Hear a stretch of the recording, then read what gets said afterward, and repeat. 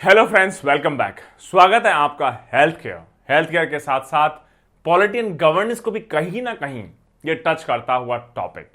आज हम बात करेंगे हिडन हंगर के बारे में। दोस्तों, नॉलेज पॉइंट ऑफ व्यू से या आप एग्जाम पॉइंट ऑफ व्यू से इसको देखें तो कई बार पहले भी इस पर्टिकुलर टॉपिक से रिलेटेड क्वेश्चंस आ चुके हैं। प्री में भी, मेंस में भी, ऑब्जेक्टिव टाइप भी और सब्जेक्टिव टाइप भी। क्या होता है हिडन हंगर, इसको समझने की कोशिश करेंगे।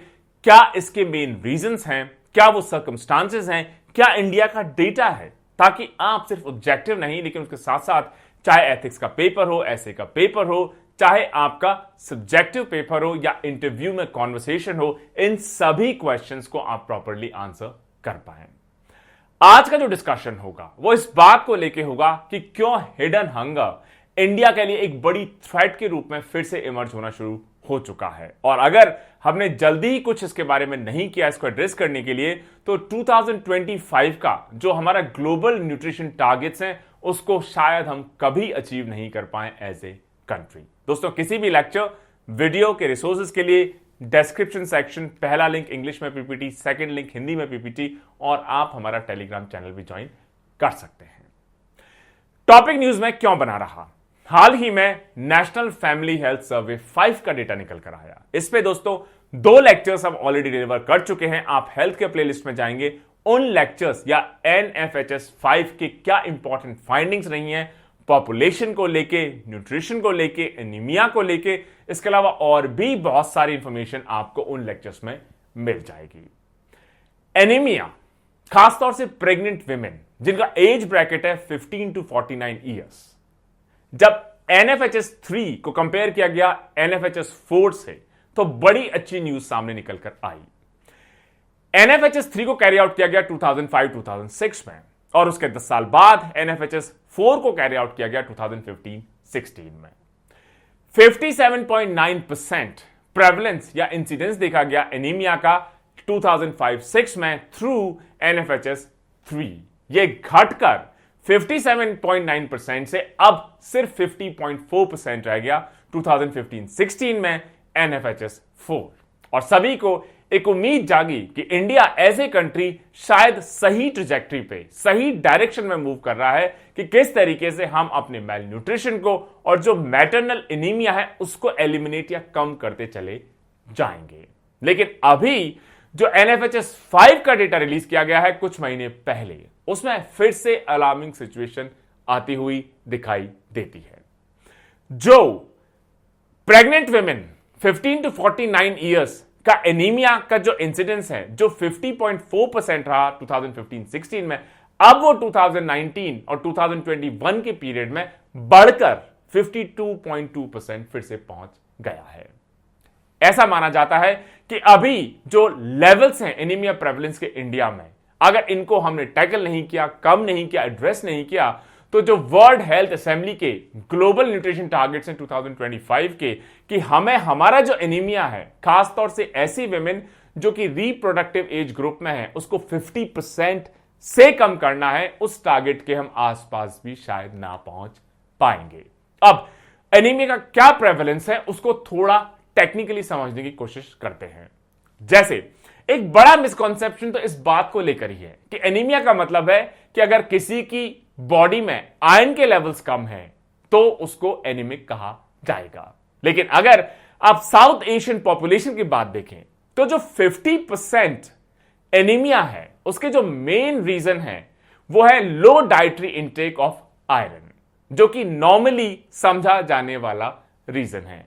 लेकिन 50% जो केसेस हैं उसमें यह सिर्फ आयरन की कमी की वजह से नहीं, लेकिन यह कई बार हो जाता है हाई प्रेवलेंस ऑफ मलेरिया की वजह से या माइक्रोन्यूट्रिएंट डेफिशिएंसी की वजह से, खासतौर से फोलिक एसिड हो, विटामिन B12 हो, विटामिन ए हो, विटामिन सी हो, या जेनेटिक कंडीशंस की वजह से, जैसे अगर सिकल सेल डिजीज हो गई या थैलेसीमिया हो गया, दोनों ही इनहेरिटेड ब्लड डिसऑर्डर्स हैं, या किसी को अगर क्रोनिक इन्फ्लेमेशन हो गया। माइक्रोन्यूट्रिएंट की जो डेफिशिएंसीज हैं इसकी वजह से जो पॉपुलेशन है उसमें किस मैग्नीट्यूड पे या क्या सिवेरिटी होगी एनीमिया को, बहुत ज्यादा वेरिएशन देखने को मिलता है। और इस वजह से कई बार ऐसे केसेस में जिसमें एनीमिया का मेन रीजन रहा हो माइक्रोन्यूट्रिएंट डेफिशिएंसीज की प्रॉपर तरीके से माइक्रोन्यूट्रिएंट्स नहीं मिल रहे हैं बॉडी को, इसी को कहा जाता है हिडन हंगर। मतलब आप भरपेट तो खाना खा रहे हैं, लेकिन जो खाना आप खा रहे हैं पेट तो भर रहा है, भूख तो आपकी मिट रही है उससे, लेकिन एक्चुअली हिडन हंगर यह है कि जिस लेवल का न्यूट्रिएंट आपको चाहिए था वो आपकी बॉडी को नहीं मिल रहा है। आपकी बॉडी अभी भी न्यूट्रिएंट डेफिशिएंट है। और माइक्रोन्यूट्रिएंट्स ऐसे विटामिन, ऐसे मिनरल्स हैं जो हमारी बॉडी को जिनकी जरूरत है बहुत स्मॉल छोटी क्वांटिटीज में।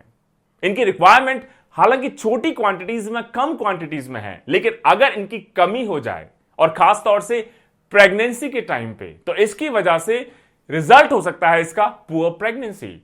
और डेटा सजेस्ट करता है कि ऐसी विमेन जो एनीमिया से सफर करती हैं, प्रेगनेंसी के दौरान उनकी डेथ होने के रिस्क डबल से भी ज्यादा बढ़ जाते हैं।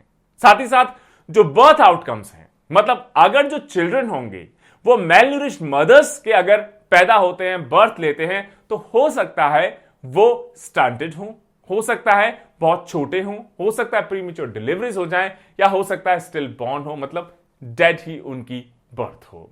इसका मतलब ये मदर को भी इंपैक्ट करते हैं, प्लस हमारे बर्थ आउटकम्स या न्यूबॉर्न जो बेबीज हैं उनके हेल्थ आउटकम्स पे भी बहुत मेजर इंपैक्ट डाल सकते हैं हमारे माइक्रो न्यूट्रिएंट्स या हिडन हंगर का ये प्रॉब्लम। इसके अलावा यह भी माना जाता है कि जिन चिल्ड्रन का बर्थ मेल न्यूरिश्ड मदर्स के वूम से होता है, वो हो सकता है कि इन्फेंसी या इन्फेंट जो स्टेज होता है, शुरुआती कुछ महीने साल होते हैं, उन्हीं को सरवाइव ना कर पाए, या हो सकता है टाइम के साथ वो सरवाइव तो कर जाएं, लेकिन उनका फिजिकल, उनका मेंटल, उनका कॉग्निटिव जो डेवलपमेंट हो अपने फुल पोटेंशियल तक कभी पहुंच ही ना पाए।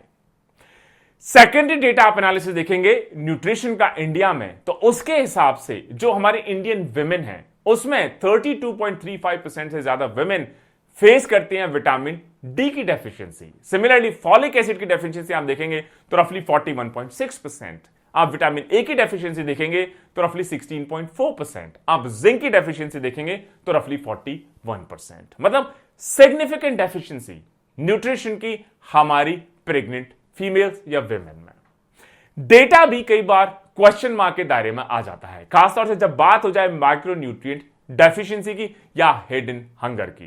कई बार जो डेटा होता है प्रॉपर्ली कोलेटेड नहीं होता। कई बार खासतौर से माइक्रोन्यूट्रिएंट डेफिशिएंसीज की जो प्राइमेसी है डेटा कलेक्शन में अभी भी शायद उस लेवल को अटेन नहीं कर पाई है, उस अटेंशन को अटेन नहीं कर पाई है जिसको इंडिया को जरूरत है। ये जो डेफिशिएंसीज हैं ये और भी ज्यादा प्रोमिनेंट हो जाएंगी ऐसी विमेन में, ऐसी फीमेल्स में जिनके पास न्यूट्रिशियस फूड का कोई एक्सेस नहीं है। और जब वो प्रेग्नेंट होंगी तो उनकी खुद की बॉडी प्लस उनकी जो डेवलपिंग बेबीज हैं उनकी जो रिक्वायरमेंट्स हैं उनको ये कभी पूरा नहीं कर पाएंगे अपने मेल न्यूरिशमेंट या लैक ऑफ न्यूट्रिएंट इनटेक की वजह से। तो गवर्नमेंट ने क्या क्या इनिशिएटिव्स अभी तक लिए हैं इस हिडन हंगर को दूर करने के लिए या न्यूट्रिशन को बढ़ाने के लिए? कई सारे इंटरवेंशन, जैसे डाइटरी डाइवर्सिफिकेशन, मतलब सिर्फ एक टाइप की डाइट नहीं, कई टाइप की आप चीजें खाइए ताकि ज्यादा से ज्यादा माइक्रोन्यूट्रिएंट्स आपकी बॉडी में आ सके, और सिर्फ आपकी बॉडी में नहीं लेकिन आपकी जो बेबीज हैं उन तक वो माइक्रोन्यूट्रिएंट्स पहुंच सके। तो डाइटरी डाइवर्सिफिकेशन, फूड फोर्टिफिकेशन पे भी अगर आप हेल्थ केयर के लेक्चर में जाएंगे तो आप देख सकते हैं, खास तौर से आयोडीन हो, विटामिन ए हो, विटामिन डी हो, आयरन हो, ये कई सारी चीजें आप फूड फोर्टिफिकेशन, राइस फोर्टिफिकेशन के थ्रू सप्लाई पॉपुलेशन को कर पाएंगे। इसके अलावा सप्लीमेंट्स, ये नया कॉन्सेप्ट निकल कर आ रहा है कि किस तरीके से डाइटरी डाइवर्सिफिकेशन, फूड फोर्टिफिकेशन या सप्लीमेंटेशन के थ्रू हम जो मैटरनल माइक्रोन्यूट्रिएंट डेफिशिएंसीज है उसको इंडिया में कवर कर पाए, एड्रेस कर पाए। डाइटरी डाइवर्सिफिकेशन अचीव कर पाना इतना आसान नहीं होता, क्योंकि हो सकता है किसी गरीब घर में सिर्फ बहुत लिमिटेड रिसोर्सेज ही हों। आप कहिए कि आप डेली ग्रीन वेजिटेबल्स खाइए, आप लीफी वेजिटेबल्स खाइए, आप ये खाइए, आप वो खाइए, उनके पास रिसोर्सेज ना हो। और अगर गवर्नमेंट वो रिसोर्सेज प्रोवाइड करवाना शुरू करना चाहे तो उसके लिए एक कॉस्ट अटैच्ड है। फोर्टिफाइड फूड्स की भी अपनी लिमिटेशन है कि वो सिर्फ कुछ ही माइक्रोन्यूट्रिएंट्स को ही सप्लाई कर पाएंगे, जैसे आयरन को, आयोडीन को, विटामिन ए और विटामिन डी को। बाकी माइक्रोन्यूट्रिएंट्स आप कहां से ले पाएंगे? सप्लीमेंटेशन की अब गवर्नमेंट लगातार कोशिश कर रही है कि जो अभी हमारे एग्जिस्टिंग एंटीनेटल केयर प्लेटफॉर्म्स हैं उनके थ्रू कैसे हम आयरन और फॉलिक एसिड डेफिशिएंसी को कम कर पाए, एड्रेस कर पाए। लेकिन ऐसा माना जाता है कि जो लिमिटेड इंटरवेंशंस हैं, चाहे वो डाइटरी डाइवर्सिफिकेशन हो, फूड फोर्टिफिकेशन हो या सप्लीमेंटेशन हो, हमारे एग्जिस्टिंग एंटीनेटल केयर प्लेटफॉर्म्स के थ्रू ये शायद इतने इफेक्टिव नहीं है, सफिशिएंट नहीं है, जिसकी वजह से हमारी पॉपुलेशन में, खासतौर से फीमेल पॉपुलेशन में, ये जो माइक्रोन्यूट्रिएंट्स का गैप है या मेलनरिशमेंट है या हिडन हंगर है, खासतौर से प्रेगनेंसी के टाइम पे रिप्रोडक्टिव एज ग्रुप में और भी ज्यादा बढ़ती चली जा रही है। और यह बहुत क्लियर है कि एनएचएफएस डेटा 3 के मुकाबले एनएफएचएस डेटा 4 में हमने 59 से 50% तक कम होते हुए देखा, और अब एनएफएचएस 5 में फिर से हम इस हिडन हंगर या न्यूट्रिएंट अवेलेबिलिटी में फिर से कमी देखना शुरू कर चुके हैं।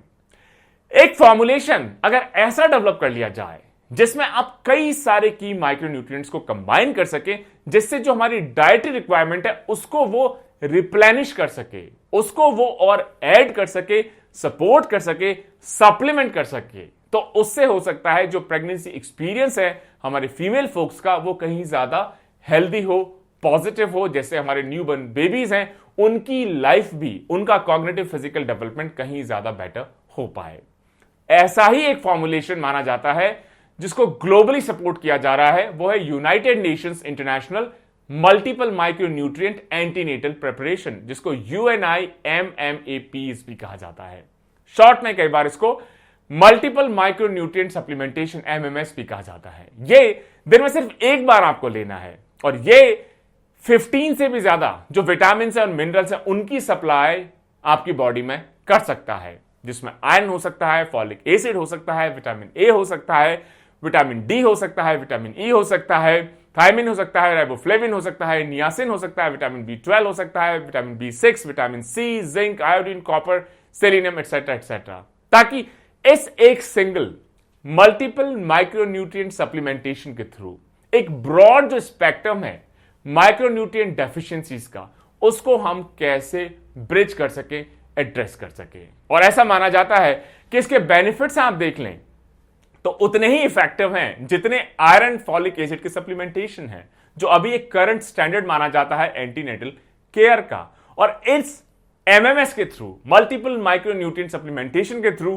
काफी हद तक ये ग्लोबल एविडेंस सजेस्ट करता है कि हम जो मैटरनल एनीमिया है, मतलब हमारी फीमेल फोक जो प्रेग्नेंट हैं या रिप्रोडक्टिव एज ग्रुप में है, उसमें हम एनीमिया के इंसिडेंस या प्रेवलेंस को कम कर सकते हैं। थोड़ा और समझने की कोशिश करते हैं कि कैसे ये मल्टीपल माइक्रोन्यूट्रिएंट सप्लीमेंट्स एक इंपॉर्टेंट रोल प्ले कर सकते हैं इंडिया के इस हिडन हंगर को दूर करने में, या जो एंटीनेटल केयर है उसको रोबस्ट करने में, या जो मैटरनल एनीमिया है उसको दूर भगाने में, हटाने में।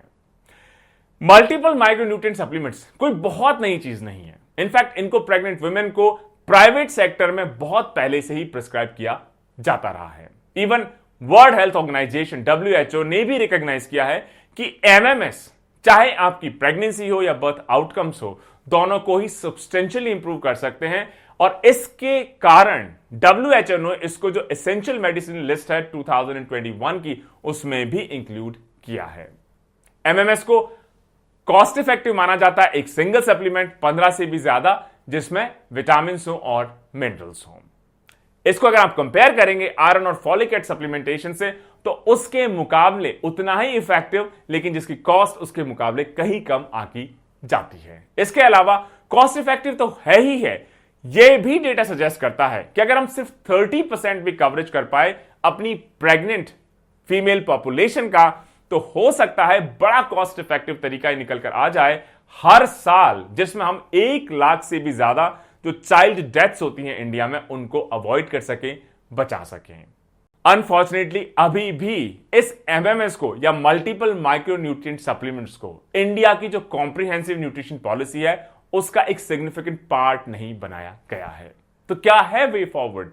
बहुत क्लियरली कोविड पैंडेमिक की वजह से जो डेटा सजेस्ट करता है, क्योंकि लॉकडाउन्स लग गए, आपके अर्निंग लेवल्स कम हो गए, आपके एक्सपेंडिचर शायद बढ़ गए हों, इसका नेगेटिव इंपैक्ट देखा गया है आपके फूड पे, आपके हेल्थ सिस्टम्स पे। और इसका फिर एक इवेंचुअल इंपैक्ट देखा गया है माइक्रोन्यूट्रिएंट्स की अवेलेबिलिटी पे, जिसकी वजह से हिडन हंगर हो, एनीमिया का प्रेवलेंस हो, या मेलन्यूरिशमेंट हो, या न्यूट्रिएंट्स की कमी हो, ये सभी इश्यूज और ज्यादा हमारी पॉपुलेशन में देखने को मिल रहे हैं। और एंटीनेटल केयर पे सबसे ज्यादा नेगेटिव इंपैक्ट इसका देखा जा रहा है, क्योंकि जो रिप्रोडक्टिव एज ग्रुप में हमारी फीमेल फोक्स हैं, प्रेग्नेंट फीमेल फोक्स हैं, उनमें जो एनीमिया का प्रेवलेंस है वो पहली बार पिछले 15 साल में फिर से बढ़ता हुआ दिखाई देता है। तो घटने की बजाय अगर फिर से एनीमिया का प्रेवलेंस बढ़ने लगे तो कहीं ना कहीं हमें रेडिकल मेजर्स लेने की जरूरत पड़ ही जाएगी। कोई भी कंट्री नहीं चाहेगा कि उनकी जो प्रेग्नेंट विमेन है उसके ऊपर किसी भी तरह का एडवर्स इंपैक्ट हो। उनको पूरा माइक्रोन्यूट्रिएंट लेवल्स को सप्लाई किया जाए ताकि वो एक हेल्दी मदर के तौर पे एक हेल्दी बेबी को जन्म दे सके। और इस तरीके से शायद अब टाइम आ गया है कि एमएमएस का मतलब है मल्टीपल माइक्रो न्यूट्रिएंट सप्लीमेंट्स को अब हम जो हमारी मेन हेल्थ पॉलिसी है उसको पार्ट बनाते हुए जो हमारी प्रेग्नेंट मदर्स हैं, जो हमारे की स्टेक होल्डर्स हैं, हमारे पॉलिसी मेकर्स हैं, हमारे जो इंप्लीमेंटर्स हैं, इसके अलावा डिस्ट्रिक्ट एडमिनिस्ट्रेशन हो, स्टेट एडमिनिस्ट्रेशन हो, हेल्थ डिपार्टमेंट्स हो, एकेडमिया हो, सिविल सोसाइटीज हो, एनजीओज हो, पब्लिक और प्राइवेट हेल्थ सेक्टर्स हो, इन सभी को प्रायोरिटाइज करना होगा। इफेक्टिव, कॉस्ट इफेक्टिव और इस हिडन हंगर और माइक्रोन्यूट्रिएंट डेफिशिएंसी को, जिसमें बर्थ आउटकम्स बेटर हो सकते हैं और प्रेग्नेंट फीमेल्स या मदर्स की हेल्थ आउटकम्स भी बेटर हो सकते हैं, उसको हम शायद कहीं easily, effectively, short span of time और कॉस्ट इफेक्टिव तरीके से अचीव कर पाएंगे। Stay tuned. जय हिंद, जय भारत।